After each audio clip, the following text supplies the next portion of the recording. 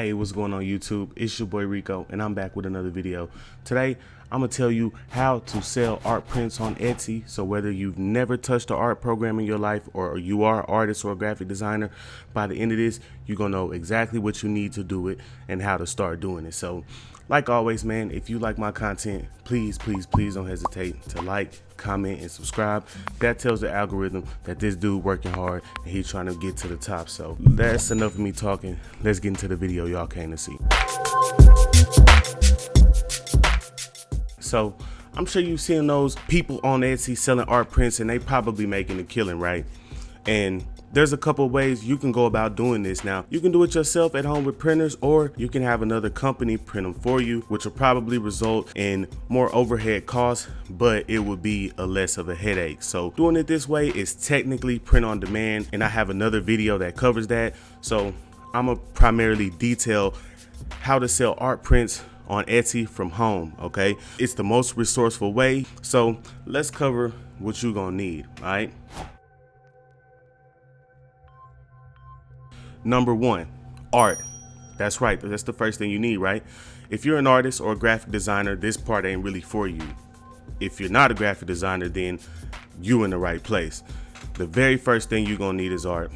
There's royalty-free options like Pexels, where you can download things like landscapes or beach photos, which sell like crazy on Etsy. You can do quotes, abstract art. They're the leaders as far as who's selling art on Etsy, okay?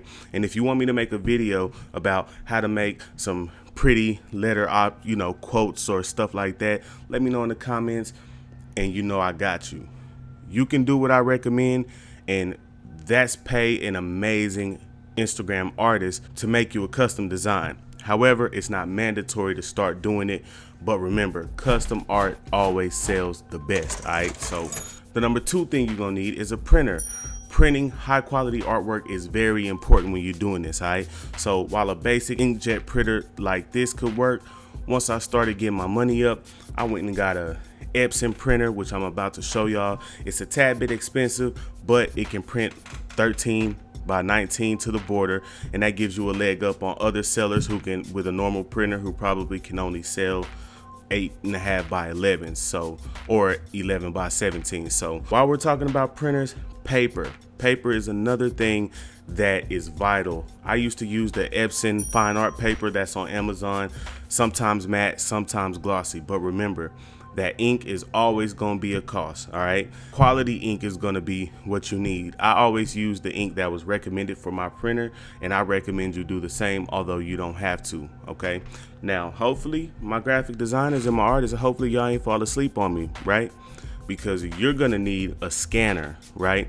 You need to scan those designs in, and it's going to be your best friend, especially if you're not a digital artist. So it would help to learn some basic Photoshop editing skills so that you can make minor adjustments that would make up for the quality of your scan, okay? Now, let's jump into an aspect of how to sell prints on Etsy, okay? And I wanted to frame it like this simply because it's more of a whole thing, all right? And that's shipping.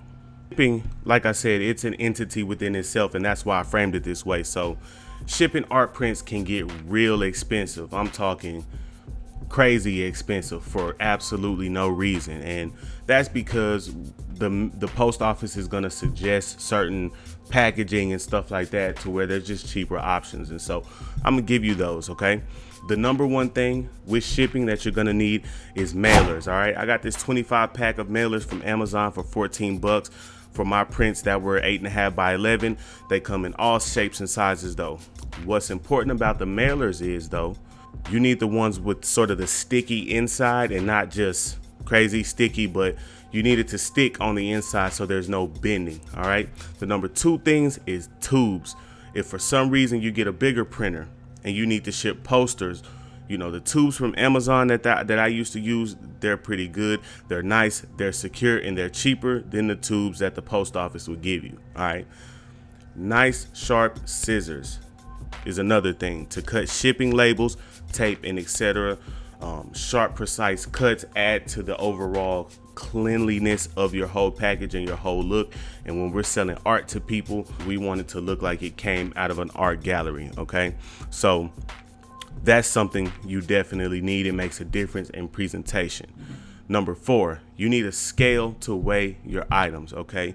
You have to weigh items in the container when you're shipping, when you're sending it through USPS. So you need a scale to do that, all right? Label paper, because you need to print labels, duh. And on this last section, what I want to do is talk about just some things that you can do to sort of stand out and give that clean gallery feel, okay? So outside of the obvious, you know, your nice product images, great descriptions on Etsy, here's a few ways that I stood out from the rest and made a lot of sales, okay? And made sure a person who bought from me once will always buy again. So the number 1 way, focus on presentation, all right? Go the extra mile, make it look better by any little way you can, all right? Buy plastic inserts to put the art prints in, right? Then you insert that into the envelope, you know, and when you get that, when you open that, that feels like you're opening some pretty expensive, pretty good art, okay? Print on or buy custom stickers to add to your packaging. You know, Got Print is one of the places that I use. It makes people just respect your entire brand, bro, and just makes it look more valuable, okay? Add an insert to it, all right? It can be a little note thanking the buyer for appreciation. Maybe tell a background story about the art piece that the person just bought, even if it's something that you just made up, all right? Just keeping it real with you, which I'm always doing this channel. Another thing I did was I printed out a little certificate of authenticity, right? With my autograph on it. And of course, right, I'm a nobody designer and my autograph isn't worth anything, but that person liked my design enough to buy it. So I'm gonna go the extra mile to make the person respect my brand a little more and make them feel like they got something, right? So also another thing that you can do is offer frames with prints, all right? You can buy frames on Amazon. Of course, that's gonna change the way they're shipped, and you're gonna have to probably get either those little boxes that they fit in or even boxes from the post office, because when you get to actual boxes, then that's when honestly the post office might be your best bet. It just depends. So those are just a few tips I had. Those are just a few ways I had on how to sell art prints on Etsy. If you like my content or if this was helpful for you today, please don't hesitate to like, comment, and subscribe. That'll help my channel grow. So everybody, man, get out there. If like you right here watching this video who doesn't know nothing about art or anything like that, even you can take all of what I said today, hop on Etsy and make you some money. So it was real with y'all tonight, man. I'm gonna go ahead and sign out. It's your boy, man. One love. Let's get it.